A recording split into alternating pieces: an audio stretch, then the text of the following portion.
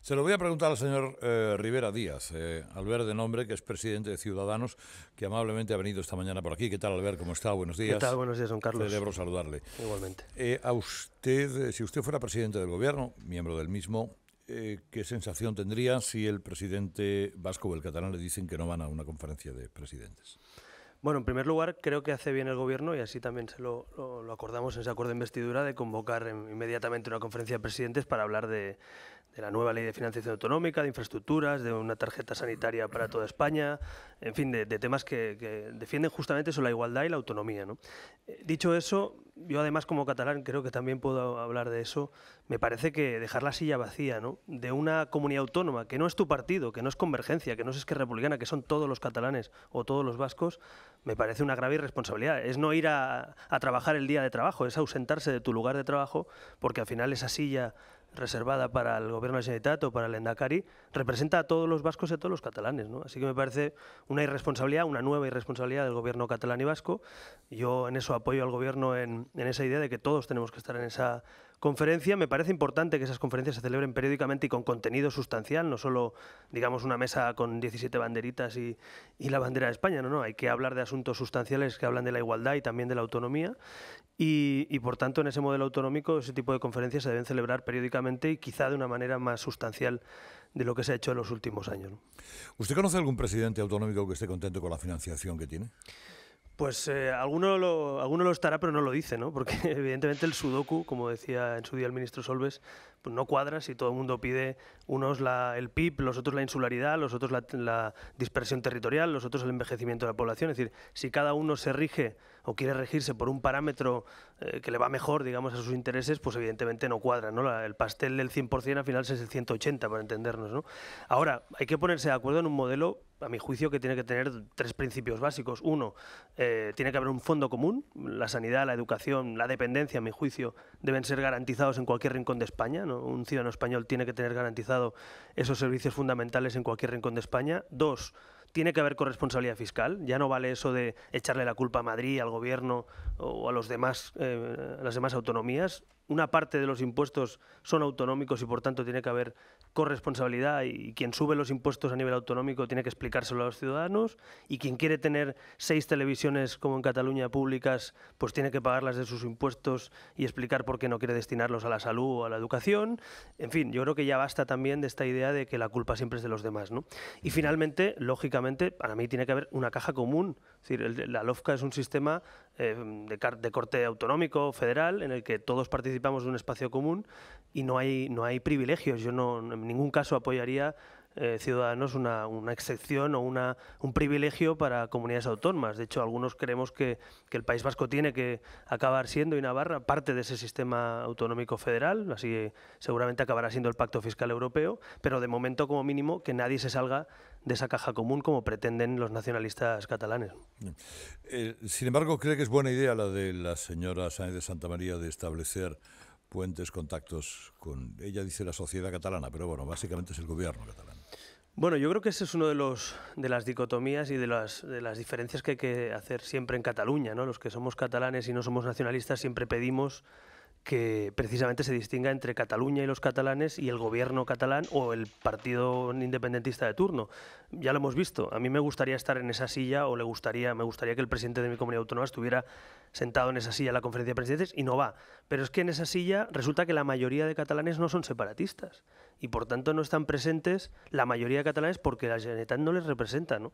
Y hablaba ayer también con Inés Arrimadas, la líder de la oposición en Cataluña, de Ciudadanos, y justamente defendía eso. Oye, ¿por qué no podemos nosotros dialogar con el resto de comunidades? Porque el presidente no quiere asistir ese día al puesto de trabajo, ¿no? Entonces yo creo que hay que tener puentes de diálogo, claro que sí, con Cataluña como con el resto de comunidades. Hablar del corredor mediterráneo, por ejemplo, que es una infraestructura necesaria para todo el levante español y para Europa, pues es necesario. Hablar de la nueva financiación autonómica es legítimo y necesario entre todas las comunidades.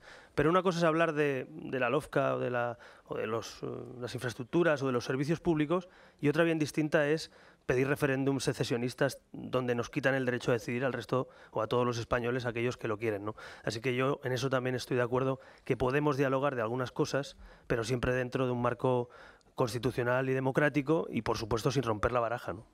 ¿Se malicia usted de que el Partido Popular quiera llegar a acuerdos con el Partido Socialista, que con eso le bastaría, y dejarles a ustedes de lado? Bueno, yo quiero recordar que hace como un año ahora mismo, nosotros, ante el bloqueo político y ante el no de Rajoy al rey, tuvimos que sentarnos en la mesa con el PSOE para intentar desbloquear este país. Y no puede ser que lo que era malísimo, malísimo hace 9 meses, que era hablar con el PSOE, hoy sea lo mejor del mundo. Yo creo que es lo mismo. Simplemente es que en un país donde no hay mayoría absoluta, los partidos democráticos, especialmente los constitucionalistas, que tenemos un marco común, que es la Constitución, tenemos la obligación de sacar el país adelante, unos gobernando, que es el PP, que ha ganado las elecciones, y otros desde una oposición, pero una oposición útil.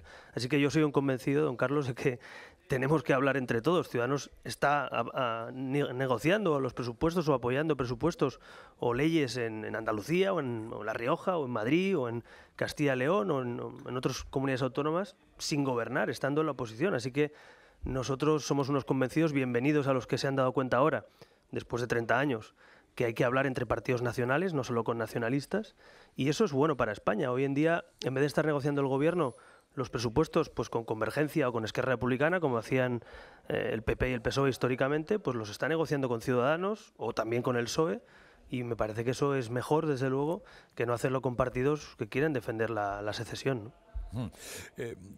¿Cree usted que el Partido Socialista finalmente va a apoyar los presupuestos? Pues yo confío en que lo haga. Quiero recordar también, para los oyentes, seguramente la aritmética que a veces se nos pierde, ¿no? No hace falta que ni que lo apoyen.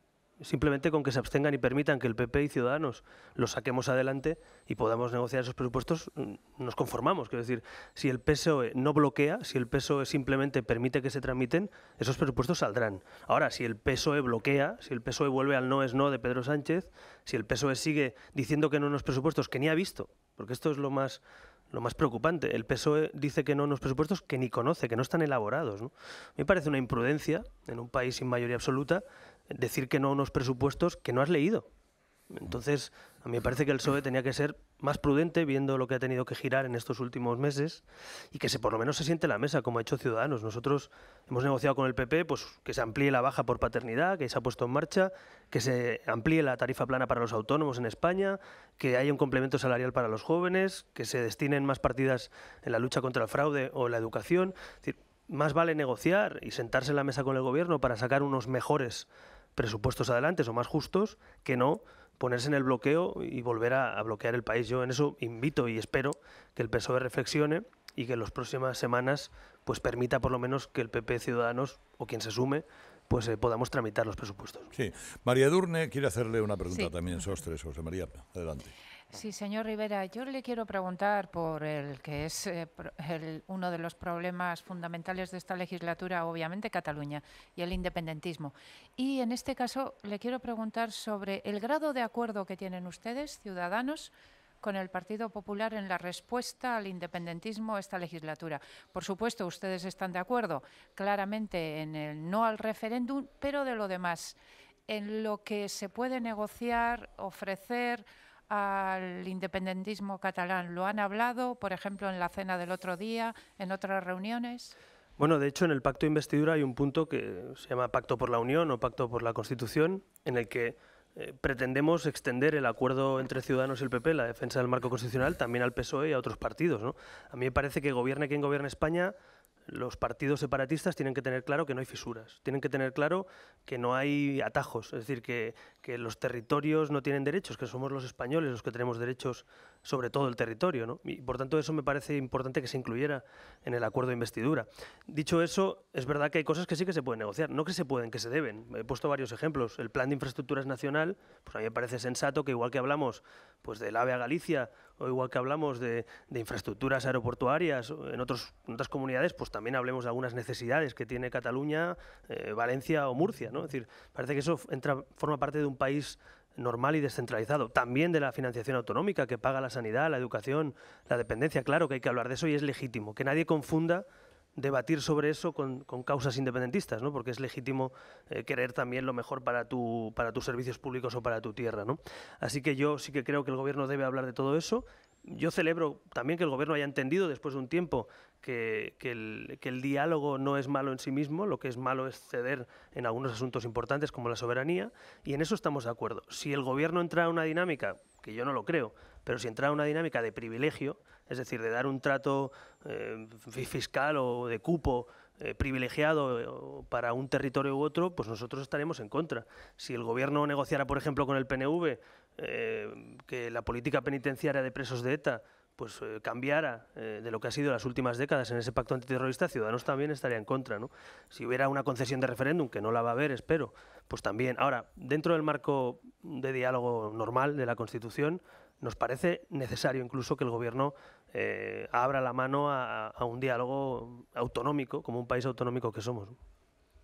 Señor Rivera, Salvador. sí, señor Rivera, sí, buenos días. Buenos días. Si pese a todas las prohibiciones y pese a todas las advertencias e incluso amenazas legales, en algún día del mes de septiembre al presidente de la Generalitat, Carles Puigdemont, se le ocurre abrir los colegios electorales y poner las urnas, ¿cuál cree que sería la respuesta adecuada? La respuesta, claro, ya sería física por parte del gobierno. Bueno, en primer lugar espero que el día de la marmota no vuelva, ¿no? Es decir, el 9N, hoy vemos las consecuencias del 9N. Imputaciones, procesos penales, inhabilitaciones. ¿De verdad queremos que Cataluña acabe, una comunidad tan importante dentro de España, que es el 18, el 19% del PIB de nuestro país, acabe simplemente con un debate en los tribunales? Yo creo que no. Yo creo que deberían aprender los dirigentes independentistas y ver que esa no es la vía, que se puede negociar en otros ámbitos dentro del marco constitucional. Pero suponiendo que estamos en esa ciencia ficción, en esa hipótesis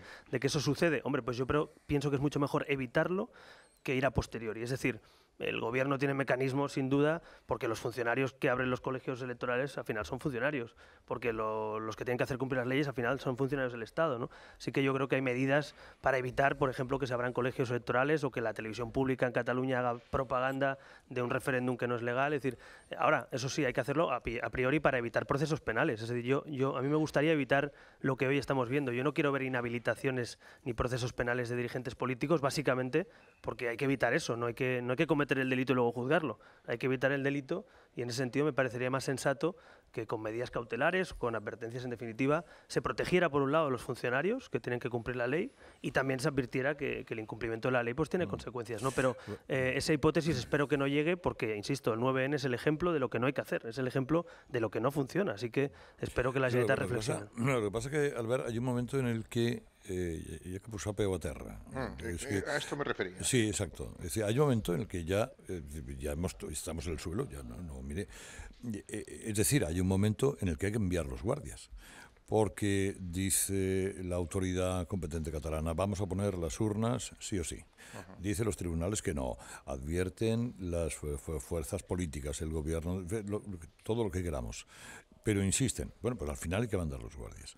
Es decir, hay que mandar a los guardias y hay que detener a alguien. Y ese paso que nadie quiere ver es un paso que cada día está más cerca, según parece. ¿Qué habrá que hacer ese día? En primer lugar, hay que dejar claro que seguramente a quien le gustaría ver detenciones es a los que convocan el referéndum. Vamos a tener para eso claro, pues digo, también tengamos claro la estrategia. Es decir, los que tienen 70.000 millones de deudas y el fondo de liquidez autonómica rescatando y pagando las facturas a la Generalitat, los que tienen casos de corrupción como los Pujol estamos viendo todavía a sus espaldas, los que no están gestionando bien la Generalitat, lo que desearían seguramente es que haya un conflicto de esa naturaleza. Ahora, por tanto, hay que hilar muy fino, efectivamente, pero es verdad que en un país democrático es la justicia quien actúa. Es la justicia quien toma decisiones o medidas cautelares. Y si, pongo el ejemplo, si alguien decide dar instrucciones desde la Consejería de Educación para abrir colegios electorales, que es ilegal, pues habrá que proteger a los funcionarios que tienen que cumplir la ley y no abrir los colegios electorales, ¿no? En cambio, me parece que el 9N fue el ejemplo de una cierta dejación o de pacto de no agresión o un pacto político de tú lo haces con menos intensidad, yo no actúo y al final fíjese la consecuencia en los tribunales y en un proceso penal, ¿no? Entonces yo creo que es mucho mejor antes de que se produzca eso, tomar esas medidas cautelares y evitar lo que es algo antidemocrático, porque no hay nada más antidemocrático que una convocatoria de un referéndum que no es democrático, que no tiene la validez de las leyes democráticas. Eso es lo más antidemocrático que hay, ¿no? Señor Rivera, es que a diferencia del expresidente Mas, Puigdemont que por eso ha dicho ya que el año que viene no será presidente, yo creo que lo ha dicho en este sentido, ¿no?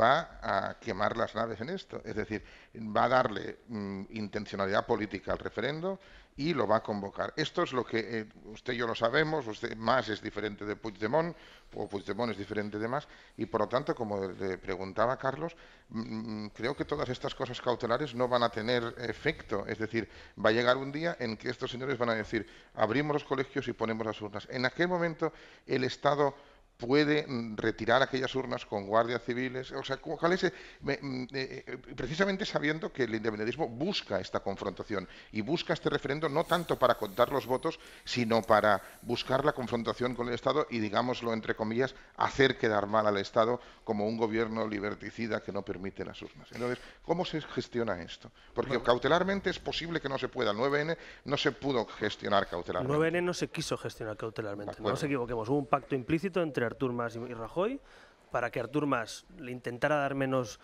vínculo a ese resultado electoral y el gobierno lo permitiera pensando que no iba a darles... Artur Mas efectivamente engañó a todo el mundo otra vez y salió la vicepresidenta del gobierno, el señor Ortega, de Unió, a explicar que había un referéndum, fingir un recuento. En definitiva, se le intentó dar esa intencionalidad, pero yo discrepo que Mas y Puigdemont en eso sean distintos. O sea, yo creo que es exactamente lo mismo. Es como no tengo gestión ni capacidad, como estoy endeudado hasta las cejas, como tengo convergencia, que por cierto las encuestas está cayendo y cayendo cada día más en Cataluña, pues bueno, pues de perdidos al río. Pero yo sí que creo que un Estado de Derecho y una justicia respetada y respetable tiene que evitar con medidas cautelares que alguien abra un colegio siendo funcionario. Claro que puede haberlo. Y también hay que proteger. Yo conozco, mire, en Hospitalet, por ejemplo, una señora, y además fue conocido caso, que le dijo a la consejería que abrieran el colegio electoral y se negó. Y dijo, yo soy funcionaria y estoy incumpliendo la ley y no voy a abrir un colegio electoral. Pues a esa señora, en vez de ser una heroína, lo que hay que hacer es a todos los funcionarios del Estado que quieran cumplir la ley y no saltársela, lo que tendrá que hacer un Estado serio es protegerles, es ayudarles, es darle cauces para que puedan cumplir la ley. Ahora, si dejamos el desamparo o utilizamos el desamparo como regla y el Estado no hace nada en Cataluña, pues evidentemente vamos a poner en un compromiso a los funcionarios. Vamos a ver cómo unos colegios abren y otros no. Vamos a ver cómo la televisión pública catalana seguro que intenta alentar ese referéndum. Ahora, hay que mojarse antes. No vale a posteriori llamar al fiscal y decirle que actúe porque el gobierno o alguien no ha hecho nada antes. Yo creo que el 9N fue un ejemplo también de cierta dejación y a mí me gustaría, primero, que el gobierno no lo convoque, porque sea lo sensato, que la Generalitat no vuelva a cometer el error, pero si lo hiciese, evidentemente no tener que llegar a esa imagen que es la que quieren los nacionalistas, que sería el sueño, digamos, de Puigdemont y de Junqueras, ¿no? Que es ver a un guardia civil o un policía retirando una falsa urna, ¿no? Yo creo que hay que evitarlo y la manera, a mi juicio, es tomando medidas previas para no llegar hasta ahí. Pero bueno, todo esto es ponerse la venda antes de la herida, porque efectivamente una de las labores políticas que hay que hacer es intentar evitar que estos señores hagan eso. Y luego no olvidar otra cosa para acabar. Esto va a acabar en unas elecciones en Cataluña. O sea, esto es un trámite. Tiene toda la pinta, va a acabar en unas elecciones y yo creo que ahí es donde los constitucionalistas tenemos que armarnos. Ahí es donde tenemos que tener el coraje y la capacidad de pensar una alternativa, de sumar fuerzas después de las elecciones, de decirle a los catalanes que si en las urnas somos mayoría vamos a constituir un gobierno que cumpla las leyes y déjenme que barra para casa y tener una presidenta pues que respete las leyes, que dialogue con el resto de españoles y que nos represente, ¿no? Porque Puigdemont no nos representa en tanto en cuanto no va, por ejemplo, a la conferencia de presidentes. Yo quería preguntar una cosa, sí. si se puede. Venga. Vamos a ver, yo estoy de acuerdo. Muy rápido, muy rápido, muy rápido. Bueno, pues entonces no... Sí, joder, muy raro. A veces no sabe hacer las cosas rápido. Coño, que estás con los guardias. Yo no estoy de acuerdo con lo de los guardias. Lo quiero decir lo primero y estoy de acuerdo con lo que ha dicho Albert. Segunda cosa, y por tanto estoy de acuerdo con el gobierno. Ahora parece que hay una mayoría parlamentaria que quiere una reforma de la Constitución. Yo no me lo creo. ¿Vosotros qué vais a hacer ahí? Bueno, yo creo que hay una mayoría parlamentaria que quiere reformar la Constitución y la pregunta es ¿qué quieren y qué queremos cada uno? Pero todo el mundo dice que quiere reformar. Claro, no, reformar se puede reformar. Tú qué tipo de reforma y cómo. Mira, y con qué condiciones. Podemos hacer la reforma de Podemos y los separatistas, que es cargarse la Constitución, que es territorializar el derecho a decidir y en definitiva convertirnos no en una nación de ciudadanos libres iguales, sino en una nación de naciones independientes. y eso yo no lo quiero, o podemos defender la igualdad en ese fondo común del que hablamos, podemos suprimir los aforamientos, podemos hacer el Senado una Cámara territorial que no lo es hoy. Claro, nosotros queremos esa reforma, que el Senado sea una Cámara donde se deciden los asuntos territoriales, queremos suprimir los aforamientos, queremos una ley electoral más justa y donde podamos, en definitiva, con la Constitución en mano, cambiar las... ¿Sabéis lo que quieren los demás? No. Entonces, con el Cristo que hay en el Parlamento... Bueno, ¿vais a defender una reforma de la Constitución o no? Es que se va a pasar el tiempo y no lo voy a preguntar por su crisis interna. Bueno, vamos a ver, vamos a reformar la Constitución si hay una mayoría muy amplia que permite mejorarla. Yo lo que no estoy de acuerdo es en tocar la Constitución para destrozarla. Y la Constitución solo se cambia por mayorías amplias, primero porque la propia Constitución no permite mayorías menos de 2/3 para temas importantes, y segundo, porque no es de sentido común reformar una Constitución que tuvo mucho consenso, con menos consenso y al servicio de los independentistas. Yo creo que tiene que ser una Constitución que nos sirva para otros 40 años de prosperidad, de paz y libertad, y eso es lo que yo quiero. Si no es posible, estoy de acuerdo que no podemos cambiar la Constitución si la Constitución va a ser destrozada, para entendernos, ¿no? Sería un pelotazo si me dijera usted ahora que sí reconoce que tienen una crisis interna en su partido. Pues mire, yo es que como prefiero que lo juzguen los ciudadanos, viendo lo que hay en el panorama político, yo no voy a hacer como Nixon de no pienses en un elefante y negar una crisis interna, porque la gente sabe que no la hay. Así que no hay en Ciudadanos. Tenemos un mecanismo que a algunos les gusta más y otros menos, pero que es un mecanismo de primarias en el que todo el mundo puede ser elegido y elegible para ser presidente del partido, para ser candidato a la presidencia del gobierno o a la presidencia autonómica, y el día 23 se presentan las listas de esas primarias, el día 27 se votan y 30.000 militantes de Ciudadanos elegirán a su presidente y a su ejecutiva. Más democrático y más, digamos, la forma más transparente de solventar un congreso, un partido, me parece esa. Ya sé que otros partidos pues están más en otra línea, o de no permitirlo, no prohibirlo, están debatiendo sobre ello. A mí me parece que esa es la única línea de disipar cualquier duda, de cualquier apoyo y de cualquier miedo a la democracia interna. Así que creo que, sinceramente, dentro de los 4 partidos, digamos, principales que hay en España ahora, Ciudadanos tiene la oportunidad de ir a un congreso en vez de a matarse, en vez de a destrozarse o en vez de hacer, digamos, divisiones internas, justo lo contrario, a reforzarnos, a marcar el rumbo de futuro y, por ejemplo, debatir, que es uno de los temas que va a estar en el Congreso, si queremos en 2019 o a partir de 2019 entrar en los gobiernos. Es un debate que hemos abierto. Nos gustaría plantear en el medio plazo que Ciudadanos pudiera, después de las siguientes citas electorales, ser partido de gobierno ya, no solo un partido de oposición, y eso es uno de los debates que vamos a tener entre todos los militantes, ¿no? Señor Rivera, yo le agradezco mucho su presencia, ha sido muy amable como siempre viniendo a nuestra llamada. Un placer, don Carlos. Gracias por todo.